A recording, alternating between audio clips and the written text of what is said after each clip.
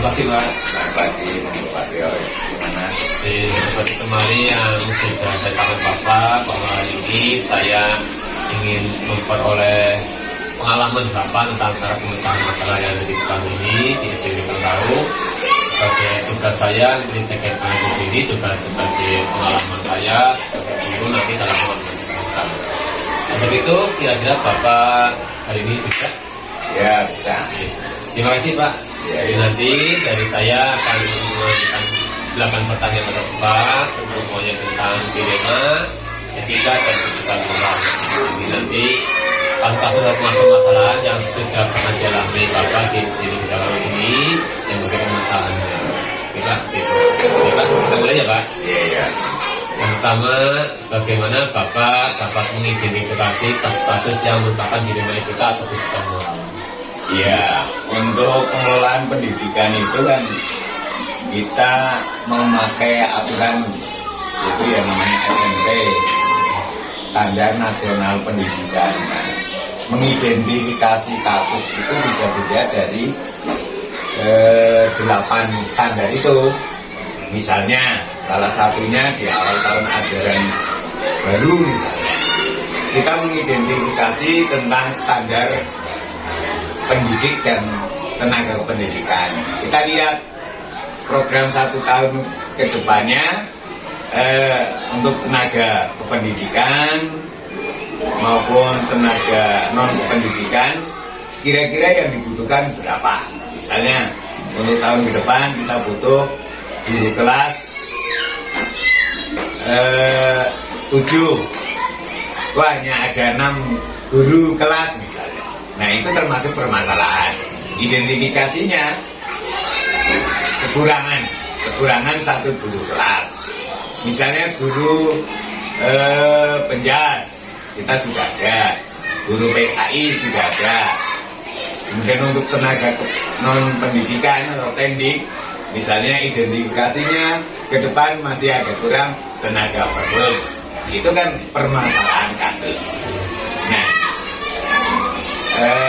solusinya untuk guru kelas misalnya kita mencari dari pihak lain atau membuka semacam tenaga kekurangan untuk pendidikan, misalnya seperti itu tentang identifikasi salah satu dari standar pendidikan. Kemudian standar yang lain tentang standar kelulusan, kita mengacu 2 tahun yang telah kita lewati untuk kelulusan bagaimana. Misalnya kasus-kasus kenaikan kelas, itu kan standar kelulusan. Kita identifikasi setiap tahunnya permasalahannya apa, anak ini kok tidak naik kelas misalnya karena sering tidak masuk, karena permasalahan keluarga, karena sering tidak mengerjakan tugas-tugas dan sebagainya. Itu bagian-bagian dari identifikasi. Kemudian cara pengatasinya gimana untuk anak-anak yang misalnya diidentifikasi akan tidak naik kelas atau tinggal kelas. Kita komunikasikan dulu dengan orang tuanya, dari wali murid, kemudian dengan anak itu sendiri. Kira-kira kalau bisa memperbaiki ya sanggup untuk memenuhi standar kelulusan kenaikan kelas ya kita naikkan. Tetapi kalau misalnya dari anak itu sendiri, kemudian dari pihak orang tua kok bisa menerima bahwa anak saya tidak mampu, ya kita tidak prasaja. Misalnya seperti itu. Kemudian kita punya target, misalnya standar kelulusan untuk kelas 6. Standar kelulusannya misalnya tahun ini untuk kognisinya ya, atau pengetahuannya minimal 76. Ya kita usahakan dari pengelolaan kelas 6 itu, dari 1 tahun itu bagaimana nanti akhir tahun itu supaya kelas 6 bisa secara kognisinya 76.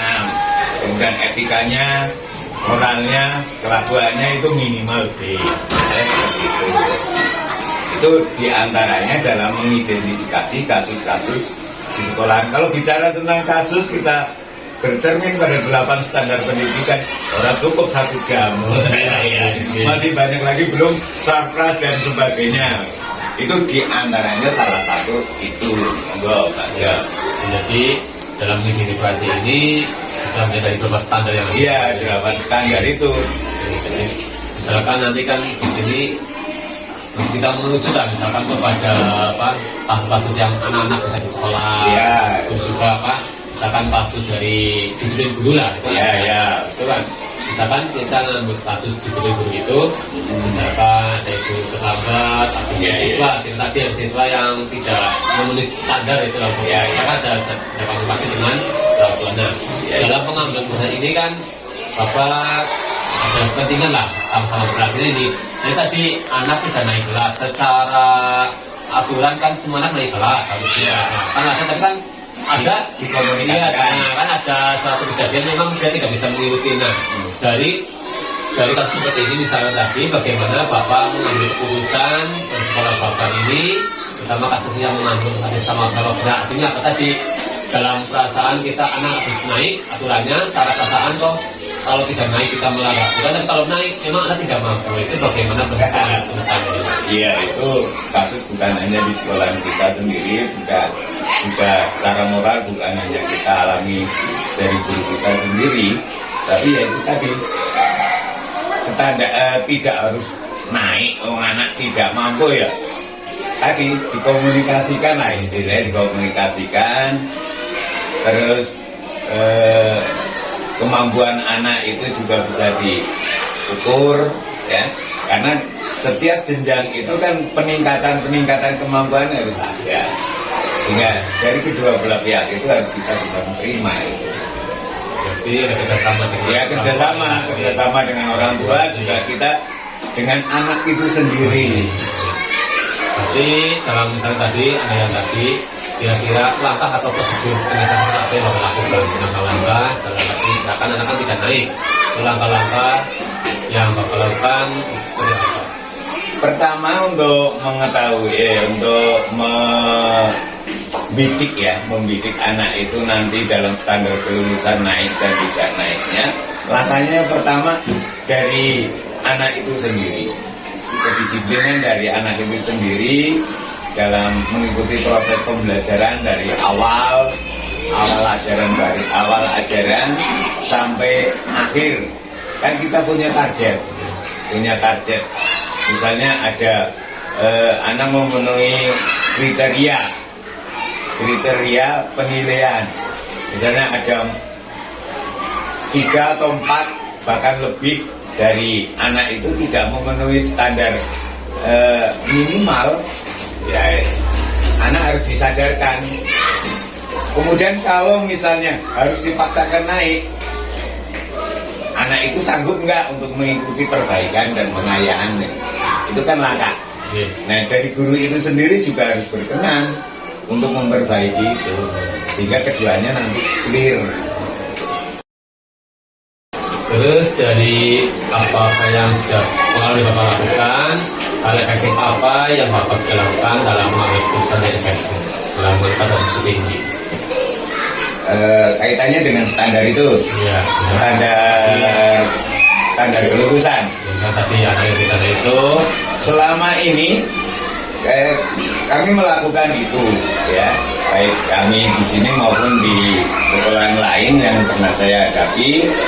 Ya, untuk mengambil langkah-langkah supaya efektif itu artinya kan tepat pada sasaran. Yang pertama pada anak didik itu sendiri, disadarkan benar bahwa kamu mampu atau belum, itu satu. Kemudian kerjasama dari orang tua jangan kita tinggalkan, ya, melalui home visit, ya, atau secara orang tua kita tatap muka bertemu di sekolah saat mengambil hasil pendidikan atau rapor, kita komunikasikan dengan orang tua bahwa kondisi putra panjenengan seperti ini di sekolah, bagaimana langkahnya. Misalnya orang tua menuntut atau menginginkan anak saya ini harus naik, ya antara kerjasama dengan guru, anaknya duduk mau, mampu, tidak, kemudian gurunya juga harus mau dan mampu mendampingi itu. Itu dalam kompetensinya sebagai guru dalam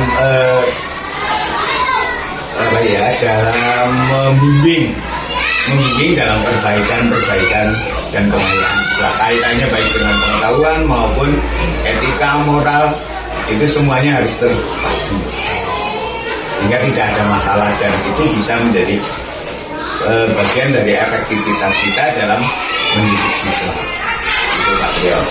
Jadi kita tetap melibatkan yang siapa? Ya, Warga terlibat lah, karena orang tua, guru juga. Nah, tentunya dari Bapak ini dalam menyelesaikan masalah ini kan ini ada tantangan. Kira-kira tantangan apa yang sudah pernah Bapak alami dalam pengurusan itu? Ya, tantangan banyak. Di antaranya ya, satu, tantangan yang kaitannya dengan anak didik. Satu, anak didik itu kurang menyadari. Juga orang tua tidak mau mengerti tentang kondisi yang diharapkan oleh sekolahan. Itu bagian dari tantangan. Yang pernah kami hadapi di sini juga banyak. Orang tua tidak mau mengerti tentang kondisi anaknya di sekolahan. Taunya anak saya di sekolah, di rumah bagus, baik, tapi di sekolahan etikanya dengan guru, dengan teman, orang tua tidak tahu, protes ya. Bahkan saya pernah juga, kalau tidak percaya dengan guru ya silakan dididik sendiri gitu. Nah itu akhirnya orang tua sadar, oh iya itu beratnya mendidik, akhirnya saling bisa menerima. Pernah kami hadapi seperti itu di sini. Baiklah, berarti dalam menyelesaikan masalah itu kira-kira pernah juga nggak Pak maksud itu kita dicabalkan apa tidak, hanya apa langsung diselesaikan waktu itu juga, apa mungkin bisa pada waktu tertentu dengan ada jadwal? Permasalahan itu kan insidental. Kadang-kadang ya, atau tiba-tiba bisa terjadi. Misalnya dengan kaitannya dengan etika atau moralitas siswa. Ada suatu di sekolah, misalnya siswa ada yang punya karakter leto gitu kan, leto ya, melihat barang temannya lalu diambil, kemudian juga menjadi suatu kasus tersendiri di sekolah itu ya, itu bisa kalau tidak segera ditangani dari anak itu bisa terus berlanjut dengan permasalahan itu. Nah dari hal-hal seperti itu kita ambil juga tidak lepas kerjasama dengan orang tua untuk saling mengawasi, saling mendidik, karena pendidikan itu kan bukan hanya tanggung jawab sekolah, tanggung jawab orang tua dan tanggung jawab masyarakat, sehingga semua akan berjalan secara efektif. Jadi dalam masalah ini tergantung intensitas atau tingkat rendah tingginya masalah. Ya, kalau bisa langsung masalah diceritakan itu ya itu kalau kita ada jabatannya gitu. Ya, kalau jadwal secara khusus yang namanya kasus itu ya kita tidak bisa memprediksi minggu ini kita memprediksi kasus ini tidak bisa. Kasus itu datangnya secara insidental atau tidak terencana bisa terjadi. Tapi itu merupakan bagian dari kita sebagai pendidik bahwa jika ada permasalahan-permasalahan kita harus berani atau mau mengatasinya. Dan selama ini dalam menyelesaikan masalah itu, kira-kira faktor apa saja yang Bapak dalam menyelesaikan masalah? Mempermudah untuk terjadi masalah. Ya, kita simpel. Kalau kita bicara dengan tata tertib sekolah misalnya secara kaku ya, kita simpel. Sebelumnya permasalahan itu kita kembalikan dulu kepada anak-anak yang bermasalah. Sebenarnya apa sih yang kamu inginkan? Sebenarnya apa sih kemampuan yang kamu miliki untuk bisa kamu bisa bertumbuh, berkembang menjadi anak yang baik, anak yang bermanfaat. Seperti itu dari kita gali. Dengan menggali apa dari kemauan anak, kita akan mencari solusinya. Kita arahkan. Seperti itu. Nah, dari dengan cara pakai tadi ada wawasan muda, ada keterlibatan semua unsur. Iya. Dari itu kira-kira pengalaman apa Bapak yang dapat Bapak ambil lah dari masalah ini? Kalau kami, saya sendiri jadi tenaga pendidik itu mudah, senang Pak, senang dan menjadi seni tersendiri, seni dari kita selama belajar menjadi menuntut ilmu keguruan itu kita bisa mengaplikasikan ilmu yang kita dapatkan di dalam membimbing siswa, membimbing anak didik, mendampingi, sehingga tujuan dari akhir dari pendidikan itu kan kita membawa anak pada kemandirian. Kemandirian artinya bahwa anak mampu untuk mengatasi pembelajaran sendiri, anak tahu sendiri tentang sikap dan perbuatan yang mana melanggar tata tertib, mana yang melanggar etika, dan mana yang harus dilakukan. Itu kemandirian tanpa harus kita memaksakan, tapi bagaimana kita membuat anak itu sadar diri untuk kepentingan masa depannya, kepentingan kehidupannya ke depan supaya lebih baik. Itu akan lebih efektif. Itu pengalaman yang kami dapatkan. Kami sebagai guru, sebagai kepala sekolah, tidak perlu kita istilahnya otoritas, tapi bagaimana kita dari kedua belah pihak itu mensinkronkan supaya tujuan dari anak didik itu tercapai. Itu kan kemandirian dengan sikap yang baik, dengan pengetahuan dan kesadaran yang benar terhadap belajarnya.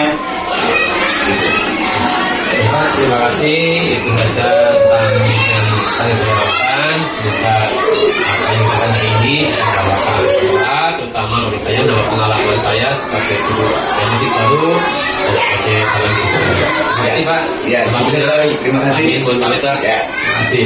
Ya.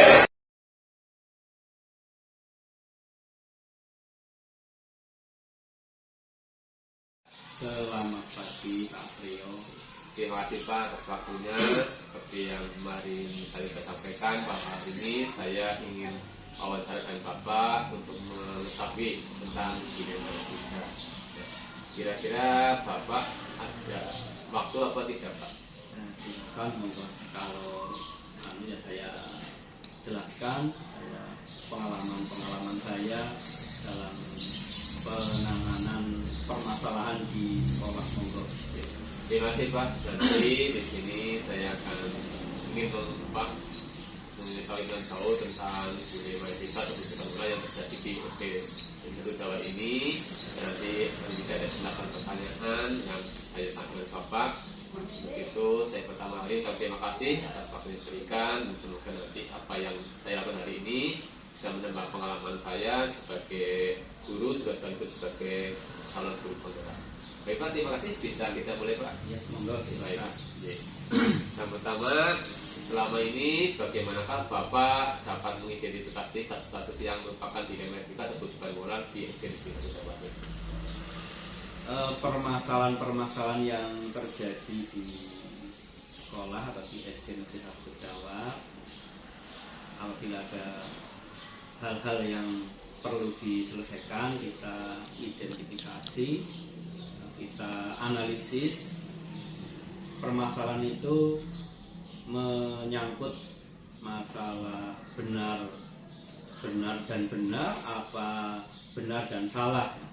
Kalau permasalahan itu menyangkut peraturan atau pelanggaran peraturan, pelanggaran norma-norma atau regulasi yang ada, ini berarti rujukan moral. Kita kelompokkan jadi permasalahan rujukan moral. Sedangkan kalau tidak menyangkut masalah pelanggaran peraturan, ini adalah kasus atau permasalahan dilema etika. Jadi adanya pertama pengidentifikasi ya Pak, mana kasus rujukan moral, mana kasus dilema etika. Nah, bagaimanakah Bapak dalam menjalankan pengambilan keputusan di sekolah Bapak, terutama untuk kasus-kasus yang ada dua kepentingan yang sama-sama Pak, yang benar atau sama-sama mengandung kebajikan? Untuk permasalahan yang berhubungan dengan dilema etika atau sama-sama mengandung nilai kebajikan, ini saya ya melakukan apa ya, pertama kita komunikasi dengan yang terlibat, kita komunikasi, membangun komunikasi, kemudian juga mencari atau menghubungi orang-orang yang terdekat, yang terlibat. Dengan orang-orang yang terlibat, orang yang terdekat, kita mintai pertimbangan. Nah, dari beberapa pertimbangan itu kita apa ya, didaftar, dicatat. Nah, dari pertimbangan itu untuk mengambil sebuah keputusan. Berarti ada catatan kecil ya Pak? Iya, ada catatan kecil yang digunakan nanti setelah itu kan langkah berikutnya kan. Sekarang langkah-langkah apa atau prosedur apa yang Bapak bisa lakukan selama ini Pak? Untuk langkah-langkahnya ya, yang pertama mencari penyebabnya, penyebab permasalahan itu terjadi, kemudian mencari informasi dari orang-orang yang terdekat dengan orang yang terlibat tersebut. Kita cari informasi lebih dalam, kemudian tidak lupa untuk melibatkan warga sekolah untuk bermusyawarah. Kita jadi untuk mengambil keputusannya tidak meninggalkan dengan cara musyawarah untuk mufakat. Berarti ini ada musyawarah ya Pak, jadi dari semua pihak yang terlibat atau musyawarah. Kemudian dari pilihan itu kira-kira hal efektif apa yang Bapak anggap sudah lakukan dalam pengambilan keputusan tersebut Pak? Hal-hal yang efektif dalam pengambilan keputusan, yang pertama tadi adalah membangun komunikasi, yang kedua melibatkan warga sekolah, terutama orang-orang yang terdekat yang bisa dimintai keterangan, kemudian yang ketiga dengan musyawarah, dan tak lupa juga minta pertimbangan kepada orang-orang yang ahli atau yang berkompeten, misalnya pengawas atau kepala sekolah lain. Itu yang biasa kami lakukan seperti itu. Ya, dengan Bapak kan melibatkan banyak orang itu kan, jadi ada dalam pelaksanaannya ada tantangan dengan diperlukan banyak ada tantangan-tantangan. Kira-kira dalam pengambilan tersebut apa tantangan yang Bapak? Tantangan terbesar adalah mengambil keputusan yang bisa diterima oleh semua pihak. Itu tantangan yang terbesar, karena setiap pengambilan keputusan mesti ada beberapa pihak yang merasa keberatan dan sebagainya, sehingga bagaimana agar pengambilan keputusan itu bisa diterima oleh semua pihak. Dan tantangan yang berikutnya adalah ketika saya menghadapi guru senior, ya karena sebagai orang baru di sini, tentu ya sebagai apa ya, saya sebagai pribadi kadang-kadang juga ada tantangan untuk guru senior, tetapi dengan berbagai teknik, berbagai strategi, ada solusi untuk mengatasi masalah tersebut. Jadi ini ada tantangan juga ya Pak. Ini kan Bapak sudah berpengalaman lah, gitu. Ada tantangan juga walaupun berpindah-pindah tempat, sudah berpengalaman, ada tantangan sendiri ya Pak. Iya. Baik, untuk berikutnya Bapak dalam menyelesaikan masalah ini, apakah ada jadwal, misalnya ada target waktu berapa bulan, berapa hari untuk menyelesaikan masalah atau tidak? Kemudian apakah biasanya itu langsung atau tadi sebenarnya ada jadwal? Kemudian bentuk prosedurnya seperti apa Pak? Untuk jadwal tidak ada jadwal khusus lah. Ketika ada permasalahan, kalau saat itu juga bisa diatasi atau memerlukan penanganan atau penyelesaian secepatnya, ya kita putuskan saat itu juga, di tempat itu juga. Tetapi ketika kita melihat ya, berat ringannya permasalahan itu, ada juga permasalahan-permasalahan yang harus kita selesaikan untuk di kemudian hari atau di hari berikutnya, karena harus melibatkan warga sekolah, melibatkan orang banyak ya, untuk yang berkepentingan, yang melibatkan orang yang berkepentingan kita ajak untuk berdiskusi gitu, sehingga tidak ada jadwal khusus. Jadi tergantung itu ya, Tergantung tingkat itunya, tingkatnya, iya, berat ringannya permasalahan. Misalkan dalam menghadapi masalah ini kan ada tingkatannya, ada tingkatan mungkin mudah dan ada yang beratnya. Dalam tingkat itu kira-kira faktor-faktor apa saja atau siapa saja yang membantu Bapak dalam mengambil keputusan? Faktor-faktor yang mempermudah dalam pengambilan keputusan ketika saya menghadapi warga sekolah yang memang punya kesadaran dan punya keahlian atau profesional, sehingga ketika kita diskusi untuk mengatasi permasalahan mereka ya begitu langsung menerima, bisa menerima keputusan yang saya tetapkan. Itu yang dari misalnya guru yang profesional, ketika kita diskusi ya langsung bisa menerima. Itu kemudahan, faktor kemudahan. Kemudian yang berikutnya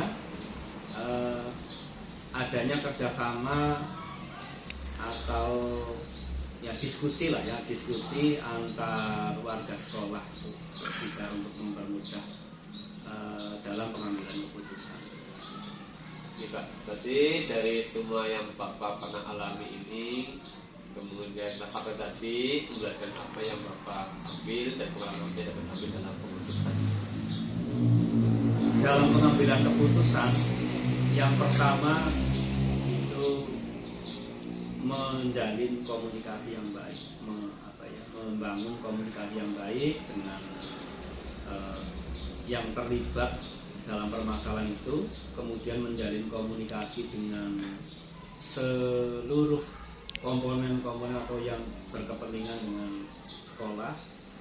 Kemudian yang ketiga, jangan meninggalkan musyawarah atau berdiskusi agar permasalahan itu bisa diselesaikan dan bisa diterima oleh orang lain. Dan saya juga selalu berusaha untuk belajar kepada orang lain bagaimana mengambil keputusan, juga belajar teori-teori kepemimpinan, teori-teori tentang pengambilan keputusan. Ini juga tetap saya lakukan agar dalam pengambilan keputusan itu bermanfaat dan dalam jangka panjang itu bisa diterima oleh semua warga sekolah. Berarti ini ada dua ya Pak, musyawarah dan untuk belajar ya Pak. Iya. Baik Pak, terima kasih atas waktunya.